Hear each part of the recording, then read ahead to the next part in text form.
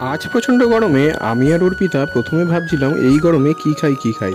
গলাটা একটু ঠান্ডা দরকার আর প্রাণটাও স্বস্তি পেতে চাইছিল।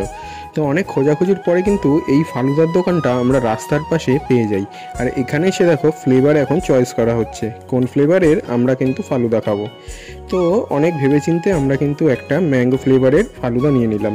আর এখানে দেখো চিয়া সিড দেওয়ার পরে তারপরে কিন্তু দাদা এখানে মিক্সিং করে দিচ্ছে। আর আমরা যে ম্যাঙ্গো ফ্লেভারটা চয়েস করেছিলাম সেটাও কিন্তু এখানে মিক্সড করে দিচ্ছে।